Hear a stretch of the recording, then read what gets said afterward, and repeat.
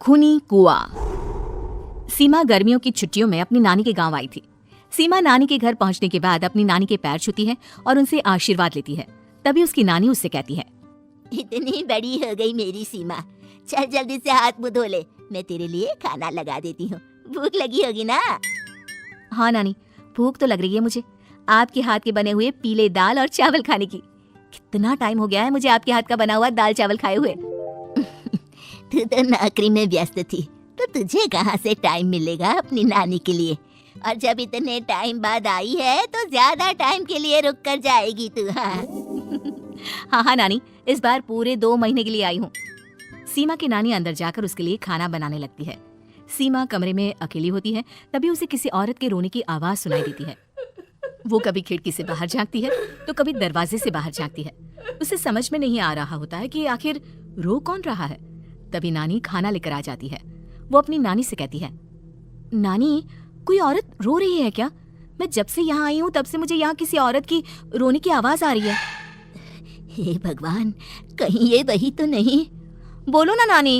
अरे कोई नहीं रो रहा, ये तेरे मन का वहम है। और तू ना अब खाना खा ले, ज्यादा यहाँ वहाँ की बातों में ध्यान मत दिया कर। जल्दी से खाना खा और फिर मेरे साथ आ जा मेरे कमरे में, दोनों बैठकर खूब सारी बातें करेंगे। ऐसे ही अगले दिन सीमा अपनी नानी के साथ गांव के बाजार जा रही होती है। उसी रास्ते में फिर से किसी औरत के रोने की आवाज आती है। वो अपनी नानी से कहती है,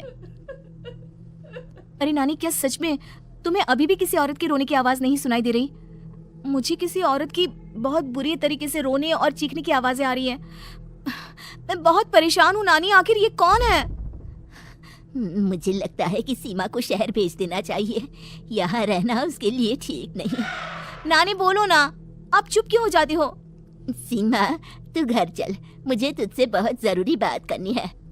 नानी सीमा को घर ले आती है और सीमा से कहती है, सीमा, कल सुबह तू शहर वापस चली जाएगी। अरे अचानक? आखिर क्या बात है नानी, आप मुझे ऐसे जाने को क्यों कह रही हो?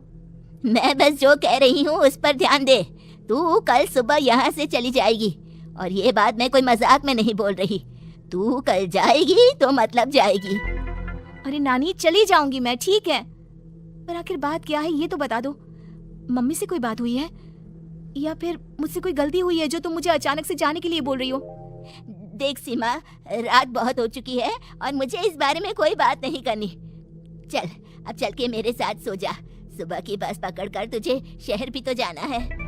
सीमा को अपनी नानी का ऐसा व्यवहार देखकर बहुत ही अजीब लगता है। उसे कुछ समझ में नहीं आ रहा होता है कि आखिर उसकी नानी उसे अचानक से गांव छोड़कर जाने के लिए क्यों कह रही है।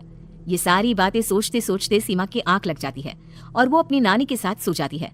ऐसे ही आधी रात को सीमा को फिर से किसी औरत की रोने की आवाज सुनाई देती है। वो उस औरत की आवाज सुनकर बार बार करवटें बदल रही होती है और तभी उसे सपने में भी एक अजीब सी औरत की परछाई दिखाई देती है, जो इतना चीख चीख कर रो रही होती है कि सीमा डरकर उठ जाती है। वो पूरे पसीने पसीने हो रही होती है। वो अपने आसपास देखती है तो घर में बिल्कुल शांति का माहौल होता है। सीमा घबरा जाती है। वो अपनी नानी को जगाने की कोशिश करती है, मगर उसकी नानी नहीं जगती। सीमा को फिर से उस औरत की रोने की आवाज सुनाई देती है। आखिरकार सीमा अपने आप को रोक नहीं पाती और वो घर का दरवाजा खोलकर बाहर निकलती है। आखिर ये माजरा क्या है? आज तो मैं पता करके रहूंगी। अब आवाज का पीछा करते हुए सीमा आधी रात को गांव की चौपाल के पास बने कुएं के पास पहुंच जाती है, जहां कुएं की चारों ओर बेड़ियां लगी होती हैं। उन बेड़ियों में लगे हुए ताले के साथ एक लाल रंग का कपड़ा और माता रानी का कलावा बंधा होता है। उस कुएं में से सीमा को किसी के रोने की आवाज आती है। सीमा परेशान हो जाती है। इस कुएं में कौन है? कौन है यहाँ? सुनो, कौन है? कौन रो रहा है? वो चिल्ला चिल्ला कर पूछती है और साथ ही लोगों को जगाने की कोशिश करती है, मगर किसी को भी उसकी आवाज सुनाई नहीं देती। अब सीमा खुद उस कुएं के पास की बेड़ियों और तालों को खोलने की कोशिश करती है और किसी तरह कुछ देर की मशक्कत के बाद सीमा उसको खोल भी देती है। और जैसे ही वो कुआं खोलकर उसके अंदर झांकती है, सीमा उस कुएं में गिर जाती है। इतने में उसकी नानी की नींद भी खुल जाती है और सीमा को पास ना देखकर नानी परेशान हो जाती है। नानी घबराकर पूरे घर में उसे ढूंढने की कोशिश करती है, जिसके बाद उसकी नानी और सभी लोग उस खूनी कुएं के पास जाते हैं और सीमा की नानी कुएं के पास खड़ी होती है। सभी गांव वालों और सीमा की नानी को सीमा के चिल्लाने की आवाज आती है, बचाओ, कोई मुझे बचाओ। मेरी बच्ची, हम आ गए, हम तुझे बचा लेंगे। नानी, मुझे यहाँ बहुत डर लग रहा है। यहाँ इंसान की कटी हुई मुंडिया, हाथ, पैर और कंकाल है और खून भी है। नानी, मुझे डर लग रहा है। आप सब मेरी मदद कीजिए, नहीं तो ये खूनी कुआं मेरी बच्ची को भी खा जाएगा। अरे मुझे तो ये समझ में नहीं आ रहा कि आखिर इस खूनी कुएं को खोला किसने। सालों पहले इसको इतनी मुश्किलों के बाद तांत्रिक बाबा ने बंद किया था। अरे पूरा गांव खूनी कुएं के बारे में अच्छे से जानता है, तो कोई भी जानबूझकर तो ऐसा करेगा नहीं। मतलब किसी ने अनजाने में इसे खोल दिया है भैया। सीमा को इस बारे में मालूम नहीं था, और जब से वो यहाँ आई थी तभी से उसे किसी औरत के रोने की आवाजें भी सुनाई दे रही थी।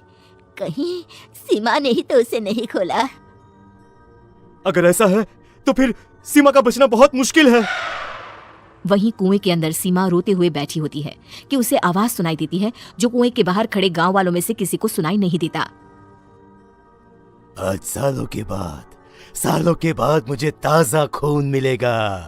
तेरा खून पीकर आज मैं अपनी प्यास बुझाऊंगा।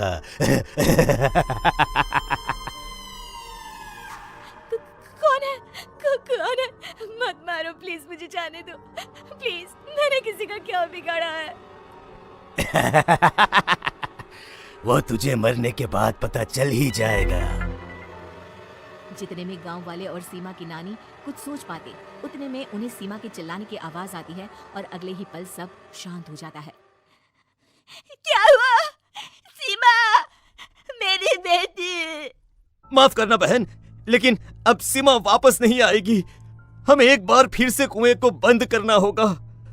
गांव वाले तभी तांत्रिक को बुलाकर लाते हैं। एक बार फिर अपनी शक्ति से तांत्रिक बाबा उस कुएं को हमेशा हमेशा के लिए बंद कर देते हैं और वहां एक बोर्ड लगा दिया जाता है कि यहाँ आना मना है।